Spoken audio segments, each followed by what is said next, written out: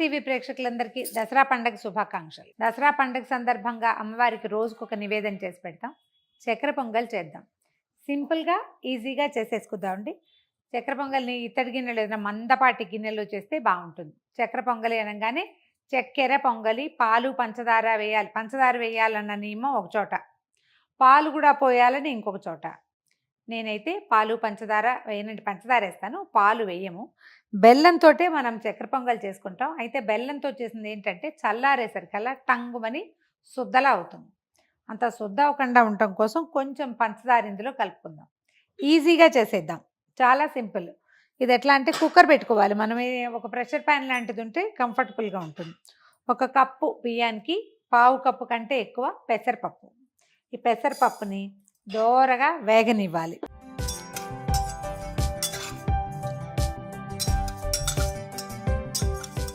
కొంచెం ముదురు వేపు రానిస్తే బాగుంటుందండి.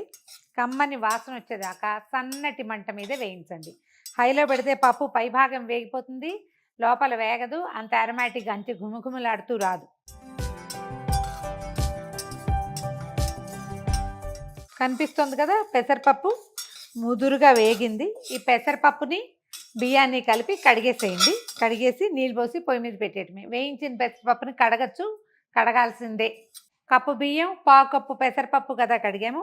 ఒక 2.5 కప్పుల నీళ్ళు పోసి కుక్కర్ 2 విజిల్స్ రానిద్దాం. అన్నం ఒక రవ్వ బిరుసుగా ఉండొచ్చండి, అంటే చాలా మెత్తగా ఉడికిపోవాల్సిన అవసరం ఏం లేదు. కుక్కర్ పెట్టి 2 విజిల్స్ రానిద్దాము. కుక్కర్ చల్లారాక ఈ లోపల మనం ఏం చేద్దామంటే బెల్లము పంచదార పెట్టి కొంచెం బెల్లవాటి రెండింటిని కరగనిద్దాము. పాకం రావాల్సిన పని లేదు, కొంచెం చిక్కబడితే చాలు. కుక్కర్ మూత పెట్టేద్దాం. కప్పుంబావు పప్పు బియ్యం పెట్టాం కదా, అదే కప్పుంబావు బెల్లము, తర్వాత ఒక అరకప్పుకి ఎక్కువ, ముప్పావు కప్పుకి తక్కువ, అటు ఇటుగా. మరి తీయగా తింటామనుకుంటే ముప్పావు కప్పు వేసేసుకోవచ్చు. పంచదార వేసేద్దాము. ఈ రెండు కలిపి కొంచెం నిదానంగా సన్నటి మంట మీద కరగనిద్దాం. దీనికి చాలా నీళ్ళేం పోయక్కర్లేదు, కొద్దిగా బెల్లం కరగటానికి సరిపడా నీళ్ళు పోస్తే చాలు. పక్క స్టవ్ మీద పెడదాము సన్నటి మంట మీద. ఇది వేడిగా ఉండాలి, పాకం చల్లగా ఉండాలి అని కాదు, పని అయిపోవాలని పెడుతున్నాం అంతే. పాకం చల్లారినా పర్వాలా, వేడివేడిగా పోసినా ఏమవ్వదు. దీంతో పాటు ఇది అవ్వడం కోసం పెడుతున్నాను. కుక్కర్ ఒకసారి మూత తీసి చూద్దాం ఎట్లా ఉందో. పెసరపప్పు వేగిన వాసన వస్తుంది, కొంచెం పొడిగానే ఉంది చూడండి. ఇందాక మనం పాకం పెట్టాం కదా, ఒకసారి చూపిస్తాను. ఏం లేదు చూడండి, జిగురు ఉందంతే, కానీ తీగ రాకూడదు. ఇప్పుడు ఏం చేద్దామంటే ఈ పాకాన్ని అలాగా అన్నంలో పోసేద్దాం. డబీమని బోర్లించేయద్దు, ఏమైనా చిన్న చిన్న రెసిడ్యూ ఉండేందుకు అవకాశం ఉంది. ఎంతో కొంత కనిపిస్తుంది పంచదారలో, బెల్లంలో కూడా. ఒక మాటు కదిపి దీన్ని విసురుని చేయకూడదు.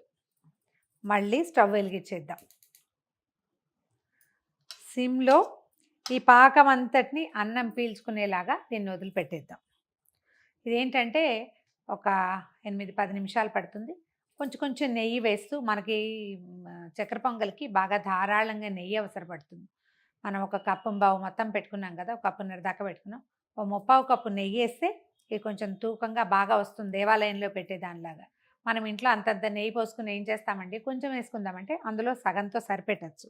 ఇలా లూజ్గా చేసి దీన్ని హైలో పెడితే మాత్రం మాడిపోతుంది. సిమ్లో పెట్టి ఉంచడం, కొంచెం కొంచెం నెయ్యి వడ్డిస్తూ దీన్ని ఉడకనివ్వాలన్నమాట. కొద్దిగా నెయ్యి వేసాను, దీంతో ఇది నిదానంగా ఉడుకుతుంది. ఎంత పూర్తిగా సిమ్లోనే ఉంచండి. చిన్న స్టవ్, 3-4 స్టవ్లు ఉంటే అన్నిటికంటే బుజ్జిపోయి ఉంటుంది కదా, దాని మీద పెట్టాలన్నమాట.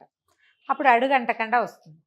ఈ లోపల మనం కొంచెం జీడిపప్పు, కిస్మిస్లు, తర్వాత సన్నగా కట్ చేసి పెట్టుకున్న కొబ్బరి ముక్కలు వేయించేద్దాం ఇందులో వేయడానికి. కొబ్బరి ముక్కలు పచ్చి కొబ్బరి వేస్తే బాగుంటుందండి. కొంచెం సన్నటి ముక్కలు తరిగి నేతిలో నిదానంగా వేయిస్తే మంచి రుచి వస్తుంది.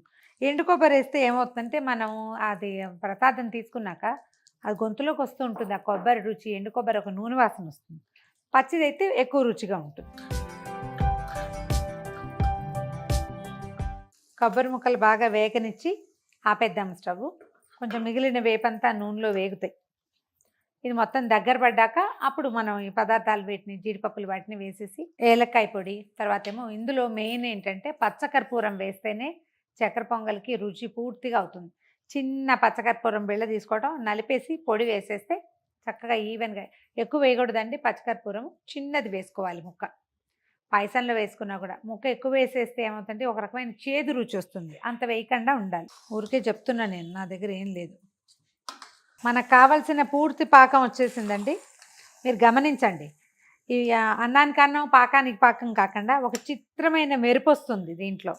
ఆ మెరుపు వచ్చిందంటే పూర్తిగా అన్నం పాకం సమంగా ఉడికిపోయినట్టే. ఇదిగో కొంచెం అడుగు అంటుతానంటుంది. ఇలాంటప్పుడు తీసేసేయాలి. స్టవ్ ఆపేసి కొంచెం పచ్చకర్పూరం బిళ్ళ వేసుకుంటాం, ఈ ఏలక పొడిలోనే అది కూడా వేసేసి దంచేసాం. అలా దంచుకోవచ్చు. అది వేసేద్దాము.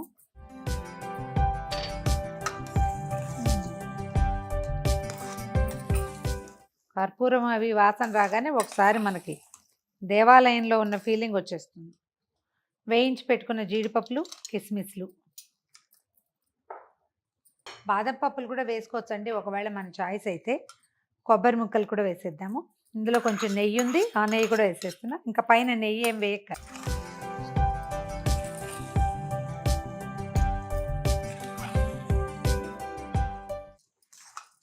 ఇలా చేస్తే మనం కేజీ 2 కేజీలు కూడా అవలీలుగా చేసేయగలుగుతామండి. పెద్ద కుక్కర్ పెట్టుకుంటే కుక్కర్లో పాకం పట్టి పోసేసామంటే చాలా సులువుగా అవుతుంది. అస్సలు చెడదు. ఎంత మాత్రం కొలత మాత్రం ఇదే.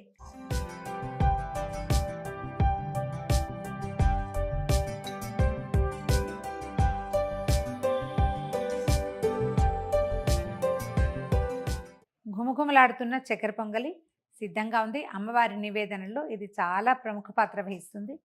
సాధారణంగా మనం పండగలప్పుడు అన్ని పండగలకి చేసుకునే పదార్థమే. కొంచెం కొలతల్లో ముందు వెనక ఆడతాం అంతే. మరొకసారి ప్రేక్షకులందరికీ దసరా శుభాకాంక్షలు.